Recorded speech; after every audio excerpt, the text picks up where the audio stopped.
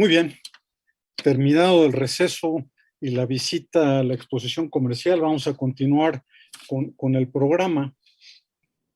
Y tengo nuevamente el gusto de presentar a la doctora Fabiola Janet Maldonado Pérez, quien es especialista en medicina física y rehabilitación, egresada de la Universidad Autónoma de Chiapas y medicina de física y rehabilitación en el Hospital General de la Ciudad de México.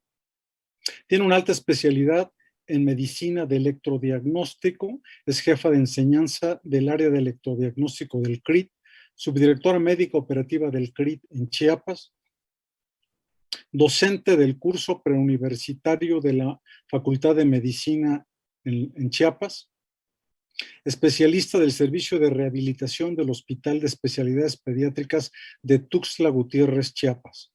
Nos va a presentar el tema, las primeras consultas. ¿Qué debe hacer el médico para identificar datos de alarma neurológica? Agradecemos su presentación, doctora Janet, y tiene usted el micrófono. Muchísimas gracias. Antes que nada, quisiera agradecer de verdad.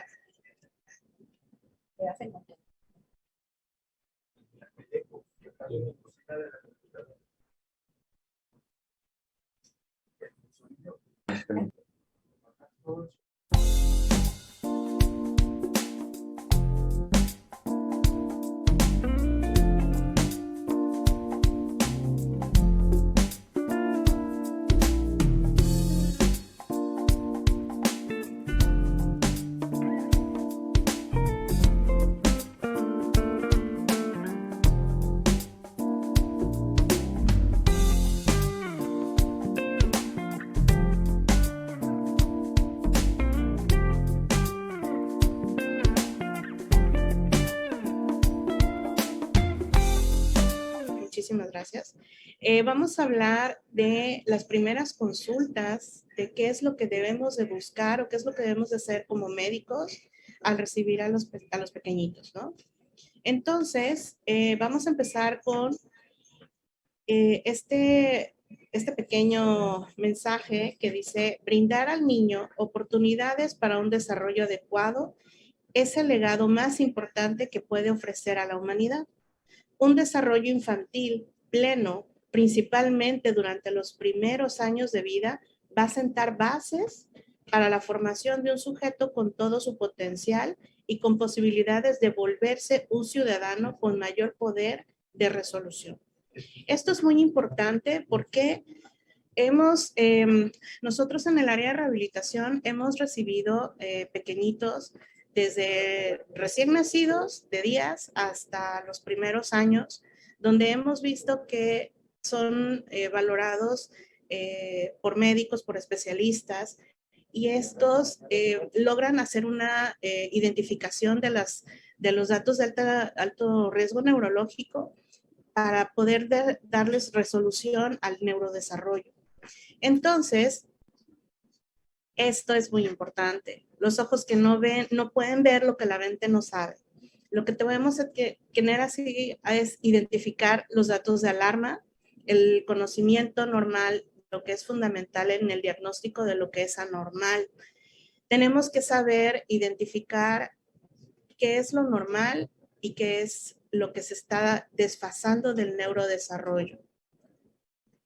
Entonces, tenemos que saber que para lo que es el desarrollo psicomotor, las diferentes áreas del desarrollo se van a ir adquiriendo estas habilidades durante los primeros años de vida. Las primeras etapas críticas son los primeros 2 años de vida, que es donde hay más neuroplasticidad, hay más crecimiento neuronal, y eso hace que vayamos adquiriendo habilidades que estas van a ir madurando en todas las áreas del desarrollo hasta llegar a su madurez o hasta llegar al máximo potencial, que eso hace que sean los primeros 5 años críticos, ¿no? Illingworth decía que es un desarrollo psicomotor similar en casi todos los niños, pero con ritmos diferentes. ¿Qué es esto? Pues que algunos logran, dependiendo de su ambiente, un ¿cómo se dice? Un desarrollo, unas habilidades maduras un poquito antes que otros niños, pero esto no quiere decir que no lo van a lograr. Entonces, eso es lo que tenemos que estar viendo cada uno, ¿no? Entonces, el desarrollo psicomotor, pues ya sabemos que es una transformación biológica, psíquica y social, ¿no? Biológica, pues obviamente el crecimiento de lo que es el cerebro, las conexiones, todo eso hace que vaya madurando. La cuestión psíquica también y la cuestión social, cómo se rodea de todo el ambiente ese bebé en crecimiento. Entonces, el desarrollo psicomotor, pues ya sabemos que es una secuencia progresiva, constante, de habilidades que vamos adquiriendo durante los primeros años y también tenemos que completar las primeras fases para poder adquirir otra fase, ¿no? Entonces, tenemos que completar una para poder pasar A, B, C. Entonces, esto, la verdad, a veces nos saltamos algunas habilidades, pero tenemos que estar conscientes que no necesariamente tiene que ser anormal. Entonces, lo único que se puede decir en cuanto a... ¿Puedo mover tantito esto? Es que no alcanzo a ver el... Bueno, lo único que se puede decir en cuanto a esto es que en cuanto más se aleje de lo normal o lo que es el promedio, en lo que debería de encontrarse un niño en su desarrollo, en cualquier aspecto, es menos probable que sea normal. Unos mencionan que puede ser hasta una o dos desviaciones estándar de lo que es el desarrollo y fuera de esto ya podemos decir que está dentro de algo que ya no es normal para el bebé. Pero entonces tenemos que saber cuáles son las etapas que tienen que ir pasando el bebé dependiendo a qué edad lo vamos recibiendo. Se habla que el desarrollo y madurez lo tienen como sinónimos y la verdad es que es algo un poquito diferente. El desarrollo, pues ya sabemos que es un incremento en las habilidades funcionales. Es como vamos adquiriendo nosotros poco a poco toda esta información y la madurez o la maduración es la organización progresiva de las estructuras que ya fuimos adquiriendo. Es decir, si un niño alcanza un objeto, ya poco a poco va a ir sabiendo que esto ya lo va a poder ir adquiriendo a su distancia. Entonces, esas habilidades que él va teniendo con las repeticiones, se crean fuentes importantes de conexión en el cerebro que van haciendo que este proceso sea más maduro. Es decir, si al inicio le costaba hacer 3 pasos para tener un objeto cerca de su cuna, cuando va madurando y va creciendo, este proceso va a ir siendo más corto y más eficiente. Entonces, son cuestiones un poquito diferentes que luego a veces las tenemos como sinónimas, pero en realidad tienen su proceso. ¿Por qué los primeros 3 años son etapas críticas? Pues principalmente porque hay una formación importante de conexiones en el cerebro que va madurando con respecto a las habilidades que va obteniendo este niño. Entonces, si existe alguna alteración o algo que comprometa este crecimiento o esa maduración, puede haber una cascada de eventos que no puedan formar de forma adecuada este desarrollo, ¿no? Entonces puede haber una desviación de lo que es un desarrollo normal nosotros tenemos que hacer este encauce nuevamente a lo que es el desarrollo dentro de los parámetros normales. Entonces, vamos a hablar de que existen procesos de maduración del cerebro y principalmente tienen tres leyes, ¿no? La ley cefalocaudal, que viene pues obviamente de arriba hacia abajo, que primero tenemos que hacer una maduración para lo que es el sostén cefálico, para luego tener un control de tronco adecuado y posteriormente tener la posibilidad de poder pararnos o poder gatear para poder pararnos. Entonces, esa es una ley cefalocaudal, o sea, no podemos tener un control de tronco si no hemos tenido primero una madurez para sostén cefálico. Luego existe de lo proximal a lo distal, es decir, los niños primero es todo en el centro y posteriormente va hacia la periferia. Y la ley de la flexión y la extensión. Con respecto a esto, los niños aprenden primero a llevarse cosas hacia la línea media y después aprenden a dejarlo hacia afuera. Entonces, esa habla de lo que es la ley de flexión y extensión. Nosotros tenemos que tener bien cimentados estos procesos para poder distinguir qué es lo que pudiera estar anormal en un desarrollo dependiendo de la edad en que tengamos al paciente. Con respecto a los datos de alarma neurológica, tenemos que empezar ordenadamente, ¿verdad? Tenemos que hacer una historia clínica detallada en cuanto tengamos a nuestro pacientito. Tenemos que preguntar sobre los antecedentes de riesgo. Tenemos que hacer una observación de la conducta. Estamos preguntando al papá o a la mamá o a ambos. Y estamos viendo también cómo se está comportando ese pequeño delante de nosotros, ¿no? La observación de la conducta espontánea y la manipulación de juego, si es que ya es un pequeño un poquito más grande. Valorar de las diferentes actividades que lleva a cabo y también las actitudes posturales, ¿no? Eso ahorita lo vamos a ver más adelante, pero esto es muy, muy importante para que nosotros podamos inventar de dónde vamos a partir con respecto a todo lo que estuvo previo a ese niño, ¿no?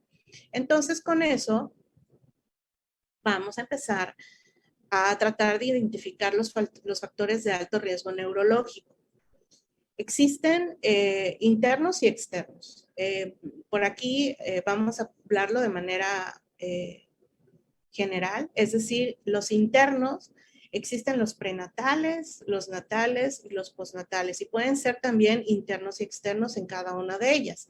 Es decir, en los prenatales, pues tenemos a la herencia de ambos padres, de todo lo que, de todo el código que va a recibir este pequeño, de obviamente si tuvo antecedentes de amenazas de aborto, en qué semestre, si tuvo alguna infección durante el embarazo, si tuvo amenazas de parto antes de tiempo, si tuvo caídas, si tuvo, qué número de embarazo es, también esto es muy importante porque obviamente es algo que tenemos que tener en cuenta con los pequeños. También la edad de la madre es muy importante. Luego a veces tenemos un poquito de extremos o muy tempranos, embarazos muy tempranos o embarazos muy tardíos. Con respecto a los natales, ¿cómo es el nacimiento? Si fue un nacimiento eutóxico, si fue un nacimiento con algunas alteraciones o si fue un nacimiento por vía abdominal, cómo fue la resucitación de este niño, si fue espontánea, cómo fue la llegada de este pequeño al mundo, ¿no? Entonces, si estuvo en el post, si estuvo hospitalizado, cuánto tiempo estuvo hospitalizado, si fue por una infección, si fue por asfixia, que esto también es muy importante que lo pongan en la hoja de alumbramiento, porque luego a veces recibimos a los pequeños con un resumen médico y en la hoja de alumbramiento no dice el Apgar, el Silverman, más que el peso, la talla y que todo estuvo bien y fue egresado el binomio. Entonces, cuando nosotros preguntamos con la mamá, en muchas ocasiones, a veces los mamás están pendientes, ¿no? Cuando está por nacer su bebé, está pendiente y nos dice, es que fíjese que no lloró al nacer, o tardaron un poquito, más o menos cuánto, bueno, no sabemos el tiempo exacto. Entonces, cuando vemos el resumen, nos damos cuenta que no describen realmente qué fue lo que pasó en el nacimiento o los primeros 5 o 10 minutos.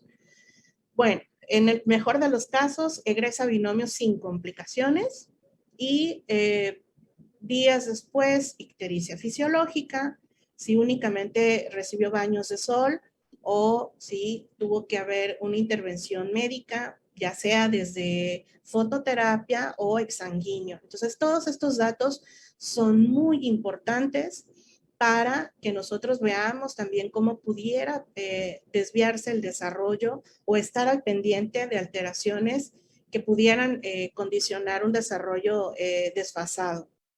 O por ejemplo, los pequeñitos que tuvieron ictericia, derivarlos a audiología para ver si en dado caso pudiera tener alguna alteración de la audición y esta nos pudiera retrasar el lenguaje más adelante. Con respecto a los pequeños que tuvieron un nacimiento previo, o sea, un nacimiento antes de tiempo, es decir, ahorita con la tecnología en el hospital pediátrico hemos recibido pequeñitos desde las 26, 27 semanas de gestación que están bajo una situación de estrés en esta área. Por ejemplo, si ustedes ven ahí en la presentación, pues ven una cunita donde está pues conectado al ventilador, a bombas, está el ruido constante. Todo eso es muy importante también para lo que es el desarrollo de este cerebro, ¿no? Entonces, si son prematuros, si estuvieron mucho tiempo con oxigenación, si estuvieron mucho tiempo con el casco cefálico, con las puntas nasales. Todo esto necesitamos recabar información para saber si también va a tener alguna alteración visual. Esto es muy importante también porque los sentidos intervienen muchísimo en lo que es el neurodesarrollo. Ahora, eso es con la parte interna o per se del niño, ¿no? Ahora vamos con la parte externa. Con respecto a esto, el ambiente es muy importante donde se desarrolla un pequeño. No es lo mismo tener un cuarto donde está papá, mamá, abuelos, tres hermanos y el pequeño en un ambiente muy cerrado donde no tiene estímulos suficientes, o por ejemplo a estar en una casa donde tenga, incluso a veces los hermanos más grandes también fungen como un estímulo para el pequeño, ¿no? Entonces, eso también es muy importante, ¿no? El ambiente donde se va desarrollando el pequeño. Es muy importante saber cómo es su entorno familiar. Es muy importante también conocer la escolaridad y el ambiente de los padres. Desafortunadamente, no todos tenemos el mismo conocimiento para cómo estimular a los pequeños, es decir, un pequeño que vive en un campo o en una ciudad es muy diferente el estímulo que recibe. Entonces, esto también nosotros tenemos que saber adaptar cómo vamos a estimular o cómo vamos a enseñarle a los papás para la estimulación del desarrollo. Entonces, todos estos datos también los tenemos que tener en cuenta en la primera consulta. Identificar todo de cómo fue el pequeño, cómo fue incluso hasta concebido, porque a veces ya sabemos que con respecto a la carga genética, pues también en las comunidades rurales tenemos mucha consanguinidad. Por ejemplo, nosotros en el estado de Chiapas hay comunidades donde hay demasiada consanguinidad y tenemos que estar alertas con respecto a los desórdenes genéticos que tienen. Incluso en el hospital pediátrico ya tenemos identificado varios apellidos donde sabemos que si tiene un apellido característico, ya sabemos que puede tener ciertas alteraciones genéticas. Entonces, todos estos datos los vamos a ir recabando en la consulta, ¿no? En la primera consulta. Existen muchísimas escalas de evaluación del desarrollo, muchísimas. ¿Cuál es la mejor? La que ustedes manejen, la que ustedes conozcan de pe a pa y que digan, me quedo con esta porque para mí se me hace más completa, porque es más fácil, porque tengo todos los suplementos o todos los instrumentos para poder aplicarla con mi paciente, porque es más fácil, porque es más cómoda, porque es más óptima también para el pequeño. Entonces, existen muchísimas Incluso también van de ciertas edades. Por ejemplo, hay una que abarca de 0 a 30 meses o hay otra que son de más grande, de 2.5 años hasta los 7 años. Entonces, existen muchísimas escalas. ¿Cuál es la mejor? La que ustedes manejen, ¿no? La que sea más fácil para ustedes y que ustedes estén buscando algo en específico con el niño. A veces en la primera consulta es únicamente como de inspección, que es lo que vamos a estar trabajando con los niños, pero para la siguiente consulta, pues ya investigo y veo si hay posibilidad de aplicarle alguna escala en específica, si sé que por ahí hay algún retraso en el desarrollo. Entonces, escalas hay muchas, hay que saber identificar cuál es la que mejor puedo manejar dependiendo la población a la que voy a tratar. Entonces, vamos a empezar a tratar de identificar qué es lo que pudiéramos encontrar dependiendo de qué etapa se encuentra el bebé. Cuando son recién nacidos, se va a limitar a coordinar percepciones sensoriales con respecto a cuestiones motoras simples, automatismo, que es muy importante, patrones reflejos de tronco cefálico y médula. Vamos a ir poco a poco viendo que todo lo que es el estadio sensoriomotor, si hay sinergias que tienen que desaparecer tras 6 meses de vida, cuando ya hay una inhibición completa y empieza a haber una motilidad voluntaria. Entonces, en el recién nacido, pues ya sabemos que hay un reflejo tónico del cuello, que hay un reflejo de la prensión de las manos, que hay un reflejo de marcha automática, que hay un reflejo de moro, pero tenemos que identificar a partir de qué meses están presentes y a partir de qué meses desaparecen.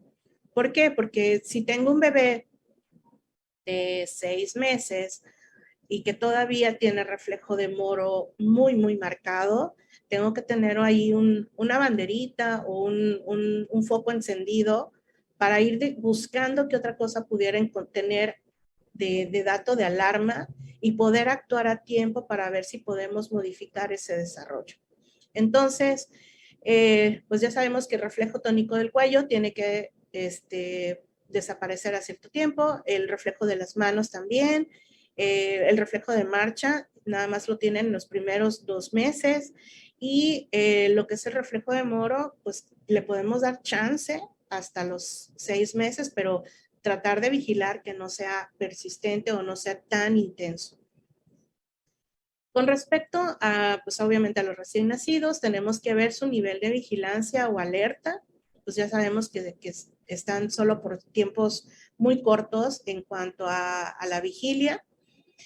Cómo responden a la luz, cómo responden a los sonidos, cómo responden al tacto, si el llanto que tiene es vigoroso, si es consolable, si en dado caso tienen un patrón flexor de las 4 extremidades, si las manos y los dedos están empuñados. Hay una diferencia en tener los pulgares aducidos o atrapados, ¿no? Pueden tener las manos empuñadas y el pulgar aducido y eso está dentro de rangos normales en el recién nacido. Pero también hay que tener en cuenta que cuando tienen el pulgar atrapado, tenemos también que actuar desde las primeras citas. El movimiento cefálico, que gire hacia ambos lados para ver cómo está esa columna cervical. Si tiene un automatismo eficiente con respecto a la succión, porque si no, obviamente eso en los pequeños que están en la USIN o en la UTIN, ver que realmente tengan una succión adecuada para que cuando se vayan tengan una alimentación importante y de forma adecuada, ¿no? A veces a nosotros en el servicio nos llaman porque tienen el reflejo de succión adecuado, el reflejo de búsqueda adecuado, pero la succión es débil. Es decir, son pequeñitos que estuvieron con la intubación cierto tiempo y que se acostumbraron a alimentarse por sonda. Entonces, nos llaman para que mejoremos la cavidad oral, es decir, que se puedan ir a casa con una succión adecuada, que no se tarden tanto tiempo en alimentarse y que sea adecuada, ¿no? Entonces, tenemos que valorar también cómo es esta succión y valorar que tenga sinergias completas. ¿Qué es lo anormal? Lo anormal, el tono de los músculos va a jugar un factor importante en los primeros meses. Tenemos que ver que sea un patrón, lo anormal, que no sea un patrón extensor, que el niño que tenga un tono adecuado, que no esté hipotónico, que no esté como trapo o que no esté como muñequito, todo flácido, y que tenga una pobre respuesta al exterior, es decir, cuando le pongamos una luz o le pongamos sonido, tiene que, a veces están llorando, le ponemos estos estímulos y se quedan en silencio y viendo así como que eso no lo había escuchado antes o esto es diferente. Entonces nosotros tenemos que estar en contacto o viendo bien todo, observando bien cómo son las respuestas de estos niños.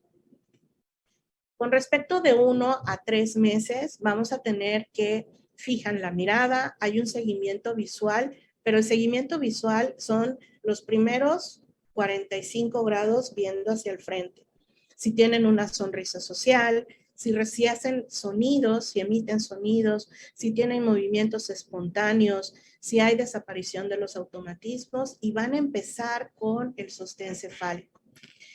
Aquí en esta foto es una pequeñita que ya tiene, las ponemos en posición de cúbito prono o de cúbito ventral, donde observamos que ya existe un sostén cefálico adecuado, es decir, ya eleva lo que es la cabeza y ya tiene fija la mirada en algún objeto. Entonces, esto es muy bonito de verlo con los pequeños, cómo van creciendo. ¿Qué es lo anormal? Lo anormal es que no tenga un llanto consolable, que las manos estén completamente empuñadas, sin una apertura espontánea. El tono, como les decía, es algo también importante que vamos a seguir observando en estos niños. En este caso, aquí abajo obtenemos un pequeño con hipotonía importante que no logra el sostén cefálico. Nosotros le decimos que tiene una cabeza en gota. Entonces, eso es lo anormal que buscamos los primeros 3 meses. Con respecto de 3 a 6 meses, ya empieza el balbuceo, juega con sus extremidades, es decir, que agarra su piecito y se lo lleva a la boca. Ya hay una aprehensión voluntaria. Se acerca objetos a la línea media, es decir, a veces le preguntamos a los papás, ¿ya logra agarrar el biberón o el chupón o algo y se lo lleva a la boca? Ya empieza con los giros, inicia con el control de tronco, busco la fuente sonora, es decir, a veces le ponemos la sonajita o algún sonido y busca dónde está el sonido. Y hay un seguimiento visual a los 6 meses de 180 grados, es decir, empezamos siempre al frente y volteamos y hay un seguimiento visual de un lado y hacia otro. Entonces, eso también es muy importante de verlo, de valorarlo en esta etapa. ¿Qué es lo anormal en esto? Pues que no encontremos estos datos, ¿no? Que el niño esté nuevamente o con hipotonía o con hipertonía, que no logre responder a los estímulos externos que tengamos y determinar qué es lo que pudiéramos mejorar con este pequeño, ¿no? Con respecto a los 6 y 9 meses, ¿qué es lo que vamos a tener con estos pequeños? Vamos a tener una empatía electiva, es decir, identifica papá, mamá, hermanos y tiene a alguien en específico con quien se va más, una predilección. Ya hay una aprehensión manual y un inicio de pinza que a veces puede ser gruesa o ya empieza a ser más fina. Hay transferencia de objetos que se pasa de una mano a otro. Inicia juego con objetos. Por ejemplo, en podemos ver que ya le llama la atención otros objetos que están a su alcance. Empieza con decir esto es mío. identificar y se los lleva a la línea media. Hay un balbuceo o monosílabos, empiezan a jugar con toda la emisión de sonidos que ellos puedan hacer. Y hay defensas en sedestación, es decir, que los pequeños ya logran sentarse de forma adecuada, los podemos girar hacia un lado, hacia otro y pueden meter la mano para defenderse y no irse. Esto es muy importante también valorarlo, ¿no? Con respecto a los 9 y 12 meses, ya empieza a señalar objetos, hay una pinza fina más adecuada, una pinza gruesa, el juego ya es más fino con algunos objetos, el balbuceo aquí ya va a ser imitativo, va a identificar al círculo familiar y va a iniciar la bipedestación con asistencia, es decir, a los 9 meses hay niños que lo hacen un poquito antes o un poquito después, pero empiezan con, uno los deja en el corralito de la cuna y ya empiezan a agarrarse y a querer pararse. O cuando ya están fuera de ella, quieren caminar, entonces agarrados de las manos pueden obtener esta asistencia de la marcha y empezar a caminar, a dar sus primeros pasos. Hay algunos que lo obtienen, como les decía antes, y hay otros que se pueden tardar un poquito más, pero hay que estar atento a todo lo demás. No podemos decir que tiene un retraso del desarrollo si estamos que únicamente le hace falta un punto para decir ya tiene una marcha adecuada, ¿no? Entonces tenemos que ir viendo y teniendo ese conocimiento de cómo va el desarrollo de este pequeño. Con respecto a los 12 a los 18 meses, ya da la mano, muestra y ofrece lo que obtiene, empuja y arrastra y transporta. Por eso ya existen estos juguetes donde vienen con un hilo y que lo empiezan a arrastrar. Ya empieza a apilar objetos, una torre de 2 a 3 cubos, repite acciones riéndose, el lenguaje empieza con bisílabos y empieza a imitar un poquito más en cuestiones de cómo hacen algunos animalitos, camina con objetos en la mano sin perder el equilibrio. Existen, empieza a hacer variantes de la marcha, es decir, puntas que no necesariamente sea normal, pero tenemos que ver que este asentamiento del pie sobre lo plano sea adecuado para que no sea un dato de alarma neurológica que sea solo caminar de puntas. Que camine con estas variantes y se agacha a buscar objetos parcialmente escondidos, es decir, si le dejamos algún objeto o algún juguete de predilección debajo de una silla o de la mesa, él ya sabe que se puede agachar e ir por él. Entonces ya logra hacer eso. ¿Cuáles son los datos de alarma en esta etapa? Pues obviamente que solo gatee, que no hay que la marcha sea únicamente de puntas, que no logra el asentamiento del pie, que no logre la bipedestación, que no tome de la mano. O sea, todos estos datos que no logre a esta edad, tenemos que estar pendientes de cómo poder resolverlo. A los 2 años va a iniciar con trazos, es decir, ya agarra las crayolas y empieza a hacer trazos o empezar también con las pinturas en las manos y empezar a plasmarlas. Utiliza ya la cuchara sin derramar, la taza sin derramar, sube y baja escaleras agarrado del barandal, sin alternar los pies, van de uno en uno, pero ya empieza a subir y bajar, ya empieza a comprender más de 500 palabras, ya identifica lo que es el sí, no, la dependencia o algo que sea de él, identifica rostros con sentimientos, es decir, cuando mamá o papá están enojados, están tristes o están contentos, ya identifica y asocia estos rostros con esos sentimientos. Inicia frases de 2 palabras, es decir, tengo hambre, quiero baño, o ya empieza a unir 2 palabras. Y inicia el control de esfínteres, que en teoría, algunos dicen, no, pues lo tiene que tener antes de los 2 años. Pero bueno, eso, la madurez en este control es muy variable.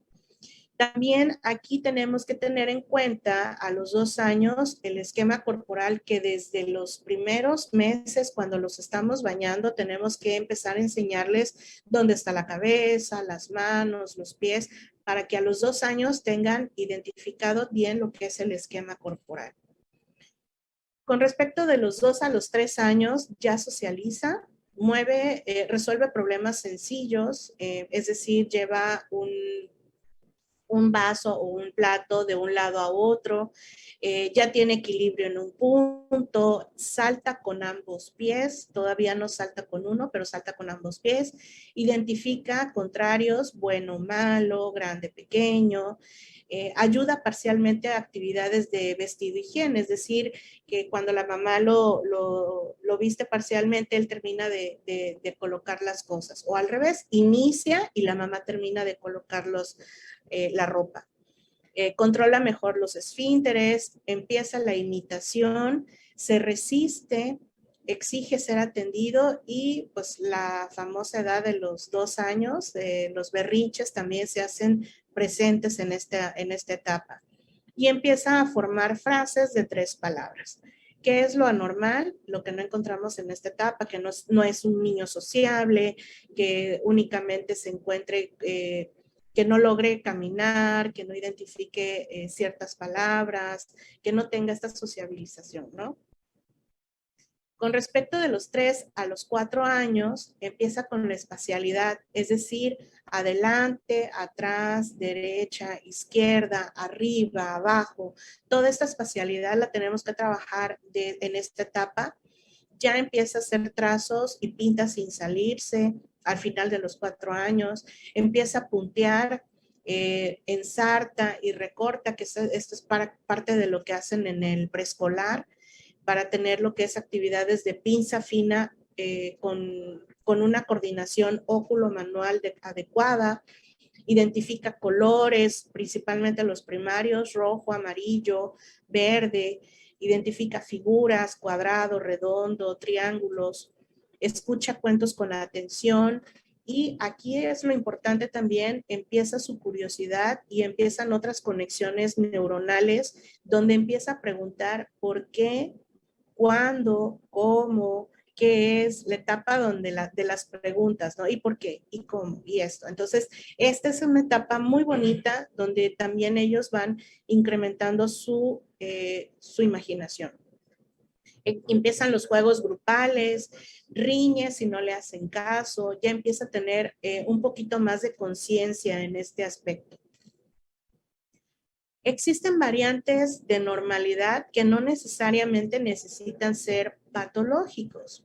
Es decir, pinzas entre dedo, pulgar y medio. Por lo general siempre hacemos pinza con índice y pulgar. Entonces a veces hacen pinza con dedo medio y pulgar y esto no necesariamente es anormal.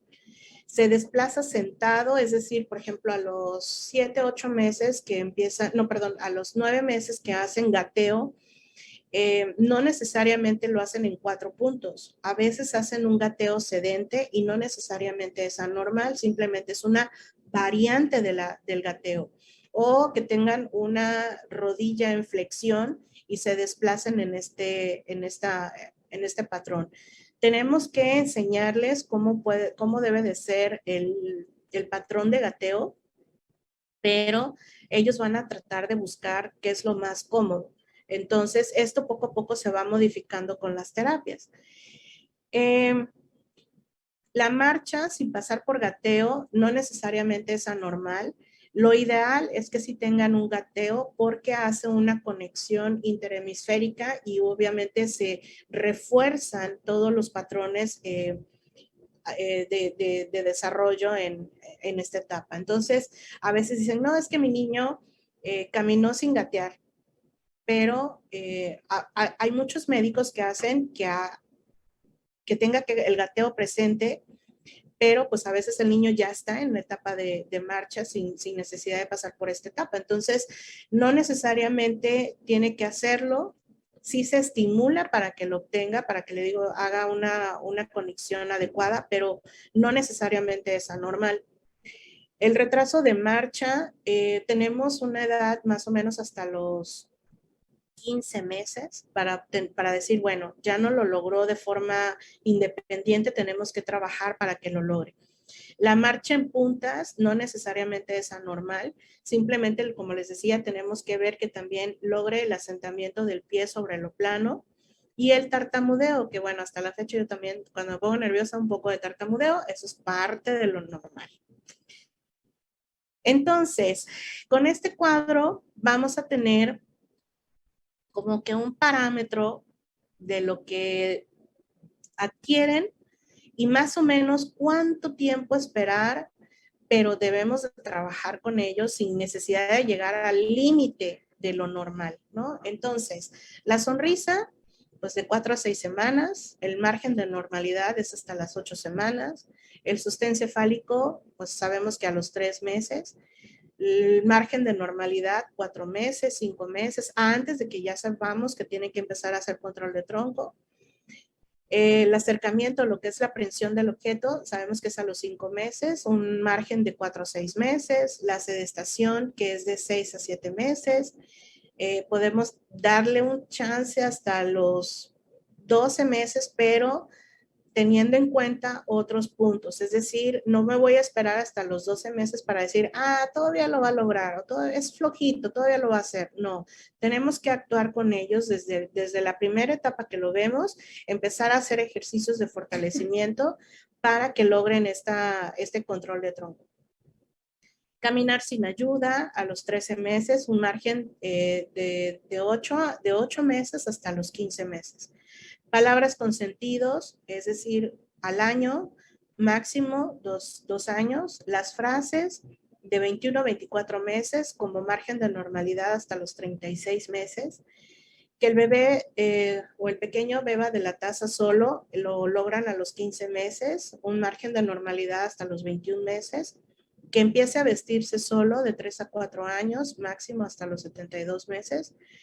Control de esfínter, esto, como les decía, es muy variable. Luego a veces en el kinder o en el preescolar les piden que a fuerza logren o entren ya con el control de esfínter. Y esto a veces no lo podemos controlar nosotros ni el pequeño. Es un proceso de maduración que va adquiriendo conforme a él va en el desarrollo. Entonces, esto a veces es un poquito complicado porque hay niños que lo logran hasta los 48 meses y todavía se puede decir que es normal, pero sí debemos de trabajar con ellos en etapas tempranas, es decir, desde los 2 años empezar a decirles qué es lo que tienen que hacer para que puedan mejorar.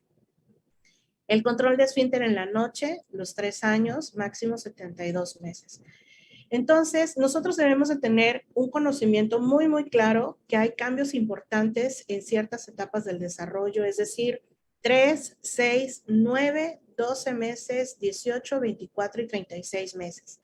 Y debemos de tener así como un acordeón de qué es lo que debe de hacer para que sepamos que si el pequeño acude con nosotros, si tiene alguna alteración, sepamos actuar de forma adecuada para que este desarrollo que se está empezando a desviar lo logremos encauzar.